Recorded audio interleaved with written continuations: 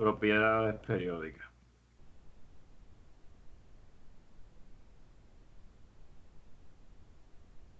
Venga.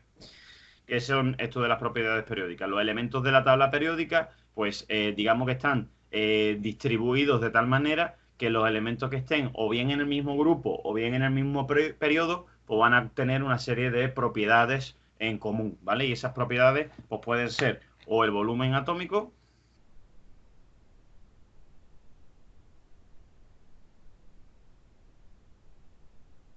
¿vale? Primero sería el volumen atómico. Cuando hablamos del volumen atómico nos referimos al volumen del átomo, ¿vale? Si supusiéramos que el átomo fuese una esfera, el volumen de una esfera era 4 tercios por pi por r al cubo. Ese es el volumen de una esfera. ¿Qué quiero decir con esto? Pues que el volumen está relacionado con el radio. Y si está relacionado con el radio, también podemos hablar, en vez de volumen atómico, podemos hablar de radio atómico. Se supone que a mayor radio, pues mayor volumen, ¿vale? Entonces, eh, ¿en qué va a consistir esto de las propiedades periódicas? Las propiedades periódicas me van a dar una serie de elementos y yo lo que tengo que hacer es, pues, ordenarlos normalmente o compararlos diciendo, pues, quién es, en este caso, pues, quién tiene mayor volumen atómico o quién tiene menor volumen atómico o quién tiene mayor radio o quién tiene menor radio.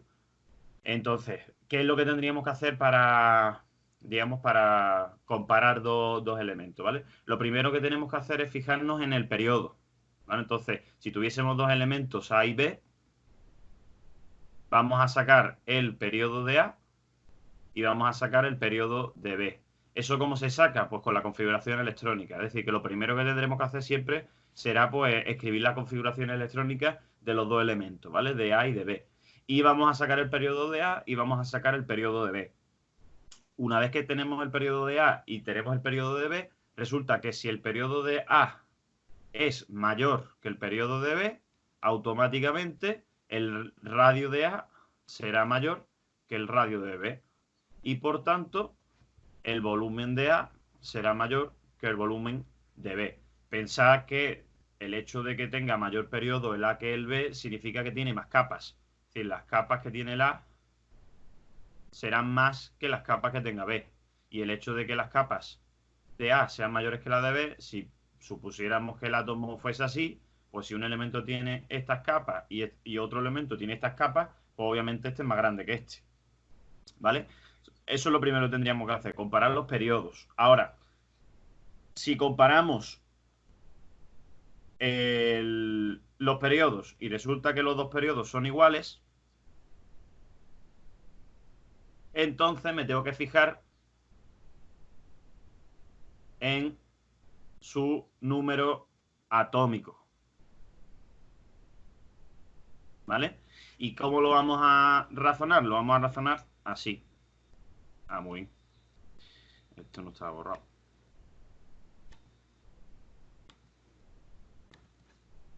Borro esto. Venga. Me fijo en el Z, hemos dicho, ¿vale? Que es el número atómico. Entonces, me fijo eso en la Z. ¿Y qué va a ocurrir? Pues que habrá un elemento de Z que sea mayor que otro. Si ZA es mayor que ZB, ¿qué es lo que ocurre? Pues que el número de protones y de electrones de A será mayor que el número de protones y de electrones de B. ¿Y eso qué significa? Pues eso significa que la fuerza de atracción entre el núcleo y los electrones en A, pues será mayor que la fuerza de atracción en B. Entonces, teniendo en cuenta que la fuerza de atracción lo que hace es atraer los electrones hacia el núcleo, en el caso del elemento A, como tiene mayor fuerza de atracción, ¿qué va a provocar? Pues que lo atraiga con mayor fuerza y esa atracción hace que su radio pues disminuya. El radio de A va a ser menor que el radio de B. Y si el radio de A es menor que el radio de B, entonces el volumen de A será menor que el volumen de B. Y ya tendríamos comparado los dos elementos, ¿vale?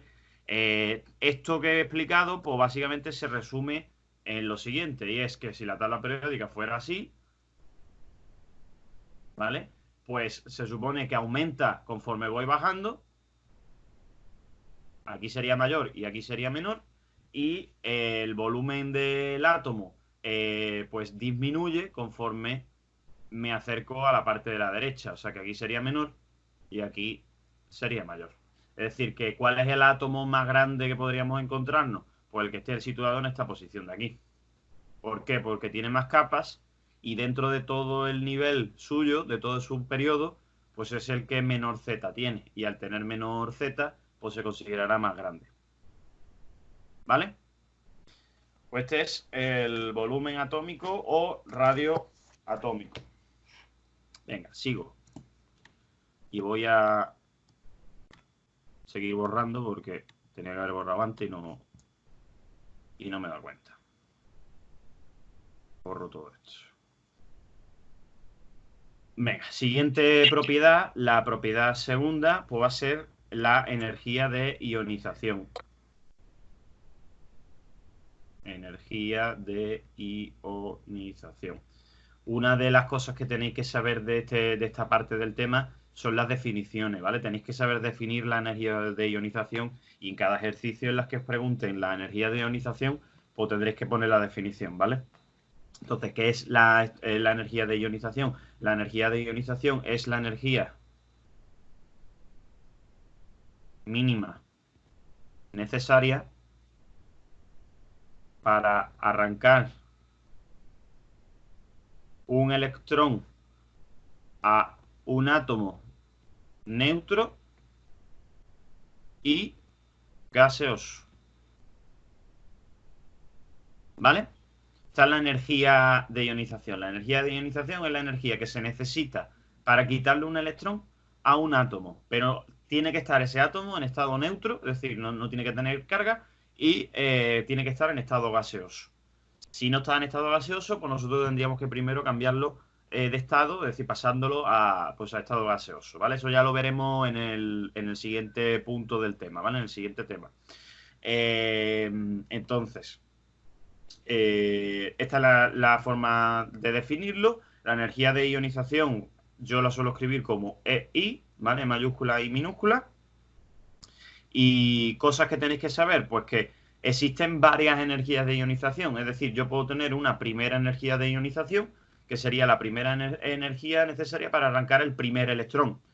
Hay una segunda energía de ionización, que lo van a tener algunos elementos, no todos, pero esa segunda energía de ionización, pues sería la energía necesaria para arrancarle el segundo electrón. Es decir, este es el primer electrón que arranco y este sería el segundo electrón que arranque.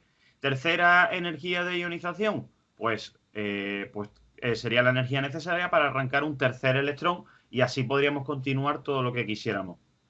¿Qué es lo que tenéis que saber? Que conforme voy arrancando electrones, la energía va aumentando. Es decir, que la segunda energía siempre será mayor que la primera y la tercera, obviamente, pues será mayor que la segunda. O sea, cada vez voy a ir necesitando más energía para ir arrancando electrones, ¿vale? Entonces, esto es una de las cosas que tenéis que también saber. Imaginaros, por ejemplo, el calcio, ¿vale? Que el calcio, como acaba en 4s2, si no me equivoco, pues tiene que perder 2 electrones. Entonces, al perder 2 electrones, la primera energía de ionización haría que se transformara en calcio más y la segunda energía de ionización haría que se transformara en calcio 2 más. Y así sería estable. Entonces, el calcio, por ejemplo, pues requiere de 2 energías de ionización distintas. La primera tendrá un valor, la segunda pues será un valor mayor siempre. ¿Vale? Ahora, ¿cómo comparo dos elementos? ¿Vale? ¿Cómo comparo dos elementos para saber si tiene más o tiene menos energía de ionización? Pues tendríamos que hacer lo mismo que hemos hecho con el radio. Es decir, primero tendríamos que pues comparar los periodos. Imaginaros dos elementos A y B. Entonces, primero comparamos los periodos. Si el periodo de A es mayor que el periodo de B, entonces el radio de A será mayor que el radio de B. Eso lo hemos dicho ya antes. ¿Y qué ocurre con el radio de A y con el radio de B? Mira, hay una fórmula que Gonzalo, por ejemplo, que da química, ya la ha visto, que es la ley de Coulomb, que es esto de aquí, la carga primera, la carga segunda y el radio al cuadrado. ¿Vale? Esta es, se llama eso, la ley de Coulomb. Bien. Y la ley de Coulomb básicamente es la ley que mide, digamos, la fuerza de atracción entre cargas, es decir, entre partículas con carga. En nuestro caso, vamos a tener pues, en el núcleo cargas positivas y en la corteza pues, cargas negativas, los electrones, ¿no? Entonces, si esto fuese el átomo, la fuerza con la que el núcleo atrae a los electrones, pues se mediría con esta fórmula de aquí, ¿no? Con la ley de Coulomb. Entonces, fijaros en un detalle y es que la fuerza depende del radio. Y de hecho, al estar el radio en el denominador, cuanto mayor es el denominador, menor es la fuerza, más chica se hace la fuerza. ¿Eso qué significa? Pues que si el radio de A es mayor que el radio de B, la fuerza de atracción del elemento A será menor que la fuerza de atracción del elemento B. Y si la fuerza de atracción de A es menor que la fuerza de atracción de B, eso quiere decir que los electrones están atraídos con menos fuerza, con menos energía.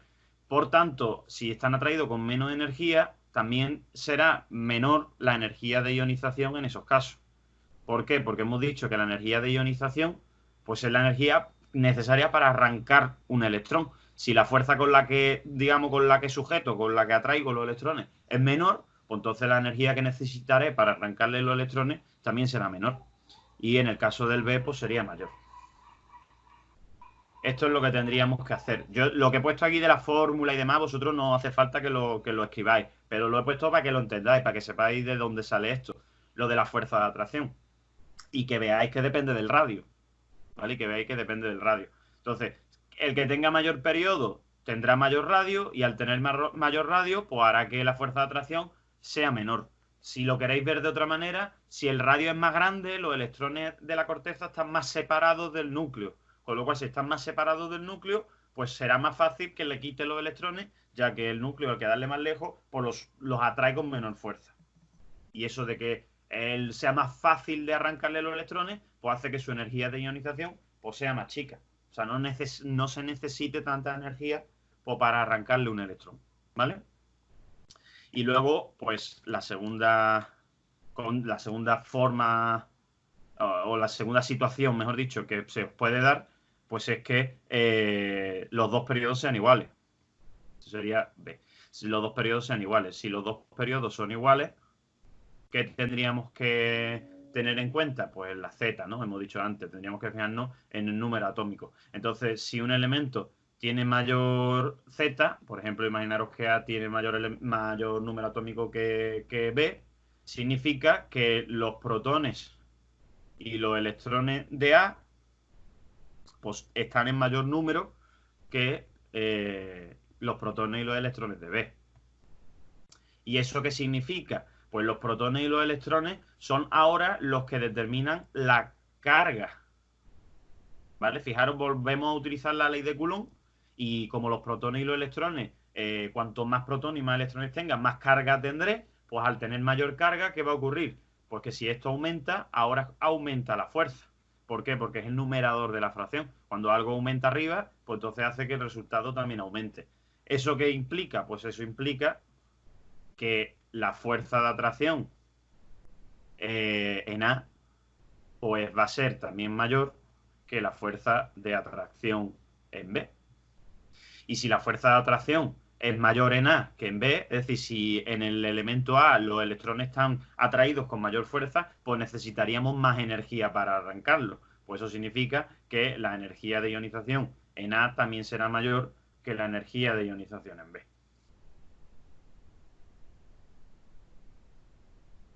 Vale, entonces, pues esta es la energía de ionización, ¿vale? Y así se justificaría.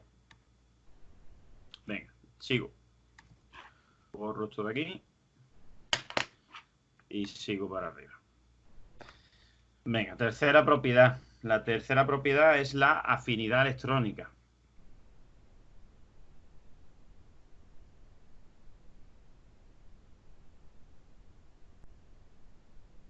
¿vale? La afinidad electrónica. También se la llama electroafinidad. Yo suelo escribirla como AE, ¿vale? Afinidad electrónica, ¿vale? ¿Qué es esto de la afinidad electrónica? Su definición, pues la definición va a ser, pues es la energía liberada, ¿vale? Liberada al ganar un electrón, un átomo neutro y gaseoso, ¿vale? La definición es parecida a la que hemos visto antes. La única diferencia es que aquí la energía se libera. Y cuando se gana un electrón en la energía de ionización, en la anterior, el electrón se perdía, había que arrancarlo y era la energía que necesitábamos aportar. Mientras que ahora la energía se liberaría, ¿vale? Se liberaría. Entonces, ya digo, parecido a lo de antes, pero realmente pues es lo contrario, porque ahora se gana el electrón cuando antes se perdía y ahora se libera la energía cuando antes se necesitaba, ¿no? Era una energía que se aportaba, que se necesitaba. Entonces, en cuanto a la afinidad electrónica, pues, ¿qué tenemos que saber? Lo que tenemos que saber es lo mismo que hemos dicho antes, ¿no? Que si un periodo es mayor que el otro, ¿vale? Entonces, el radio del primero será mayor que el radio del segundo. Y si el radio del primero es mayor que el radio del segundo, la fuerza de atracción del primero de A pues será menor que la fuerza de atracción del segundo, ¿vale? Por lo mismo, por la ley de Coulomb, por lo que hemos dicho antes, y entonces a la hora de ganar un electrón, como la fuerza de atracción de A es más chica que la fuerza de atracción de B, pues en el caso del A, que atrae con menos fuerza, pues se supone que si atrae con menos fuerza, el electrón no lo ganará tan fácilmente, con lo cual esa afinidad electrónica, pues en ese caso será menor en A que en B, ¿vale? Entonces, pensad que se supone que la energía que se libere pues, está en relación con la facilidad que tenga el elemento a ganar o a perder electrones. Si un elemento tiene tendencia a ganar electrones, pues la energía que libere será pequeña, mientras que si un elemento no tiene tendencia a ganar electrones, pues entonces en ese caso se supone que la energía pues, será mayor cuando gane ese electrón, la energía que se libere pues será mayor, ¿vale? Entonces, pensá que el elemento que tiene mayor periodo se supone que está más lleno, es decir, tiene más electrones, tiene más protones, con lo cual tiene menos tendencia a ganar electrones. Si tiene menos tendencia a ganar electrones, pues la afinidad electrónica que libere en ese caso, pues será menor, ¿vale? Y luego estaría el segundo caso, que es que los dos periodos pues, sean iguales. Si los dos periodos son iguales, entonces me tengo que fijar en la Z de nuevo, en el número atómico. Y puede pasar pues, que un elemento tenga mayor número atómico que el otro. Si el A tiene mayor número atómico que el otro, que el B, el número de protones y de electrones de A pues será mayor que el número de protones y de electrones de B. Vale, ¿y ahora qué ocurre? Pues ahora ocurre un fenómeno que se llama apantallamiento. Vale, ¿qué es eso del apantallamiento? Pues resulta que cuando un elemento tiene muchos protones y tiene muchos electrones, a ver, ¿vale? Cuando un elemento tiene muchos protones y tiene muchos electrones, imaginaros que este es el átomo y resulta que tengo electrones aquí, aquí, aquí, aquí, aquí, aquí. Cuantos más electrones tengo, pues se supone que el núcleo está como más tapado, entonces no ejerce la fuerza que debería ejercer debido a eso, al apantallamiento. Se llama apantallamiento porque hay tantos electrones entre lo que es el núcleo y fuera, pues que la fuerza de atracción disminuye. Entonces aquí la fuerza con la que atrae los electrones, el núcleo, pues disminuye, ¿no? Y esa fuerza de atracción de lo que es el núcleo con respecto a los electrones que estén fuera, pues en A será menor que en B debido al apantallamiento. Por tanto, si en A la fuerza de atracción es menor, pues la energía, la afinidad electrónica en A, pues será menor que la afinidad electrónica en B. ¿Vale? Venga. Otra propiedad, la electronegatividad. Esta sería la cuarta.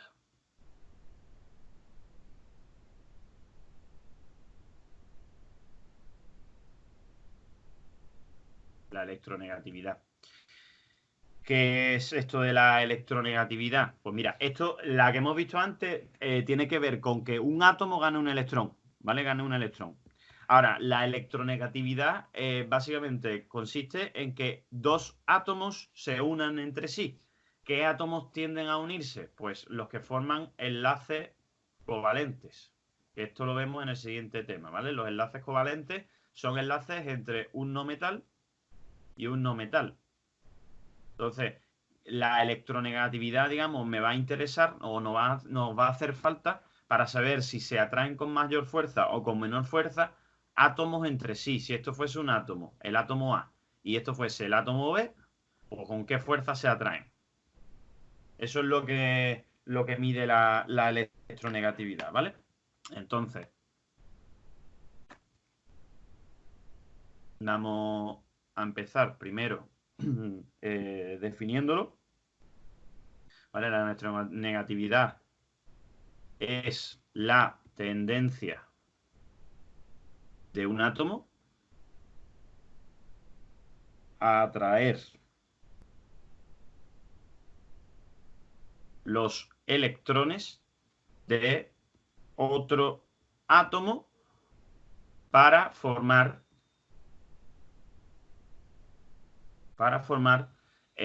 moléculas, que es lo que hacen pues las sustancias covalentes, ¿vale? Las sustancias covalentes atraen a los otros átomos para formar moléculas, ¿vale? Entonces, ¿cómo se compara la electronegatividad de los elementos? Pues primero, si el periodo de un elemento es mayor que el periodo del otro, ¿vale? Sus radios, pues también el radio de A será mayor que el radio de B, ¿vale? ¿Y eso qué es lo que va a hacer? Pues eso va a hacer que la fuerza de atracción de A sea menor que la fuerza de atracción de B y por tanto lo que es la electronegatividad, que lo voy a escribir como E menos, la electronegatividad en A, pues será menor que la electronegatividad en B. ¿Vale? El B tiene más electronegatividad por ser más pequeño, ¿vale? Se podría decir. Y luego tenemos la segunda opción, que es que el periodo sean iguales. Periodos sean iguales.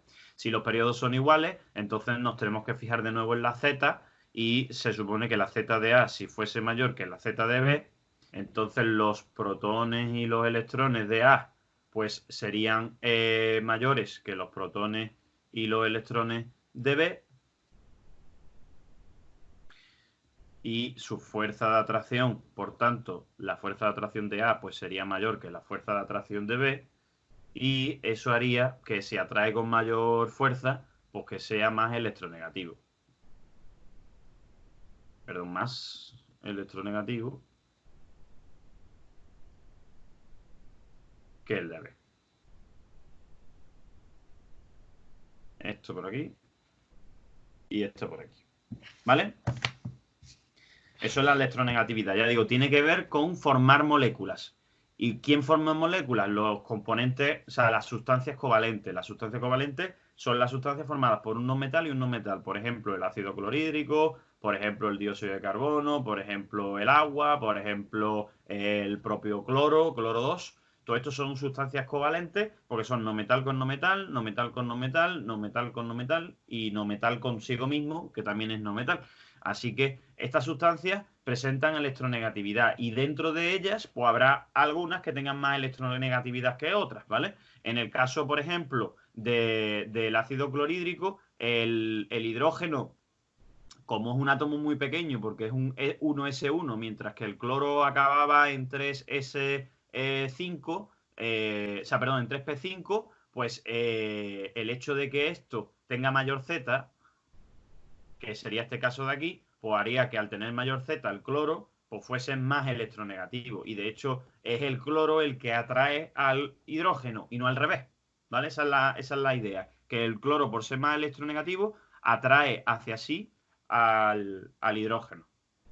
Pues en todas las sustancias covalentes suele haber uno que es más electronegativo que otro. A no ser que pase, como en este caso, que el cloro, que es un cloro con un cloro, pues como los dos son el mismo átomo, los dos tienen la misma electronegatividad, ¿vale?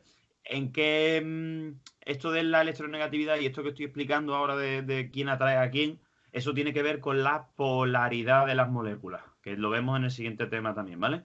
La polaridad de una molécula, pues consiste en eso, en saber si tiene carga, o sea, si tiene polaridad positiva o polaridad negativa. Y si hay una sustancia que sea más covalente, más electronegativa que otra, pues entonces tendrá polaridad a lo que es la molécula, mientras que en el caso de esta, que los dos son igual de electronegativos porque son el mismo elemento, pues esta es una sustancia apolar.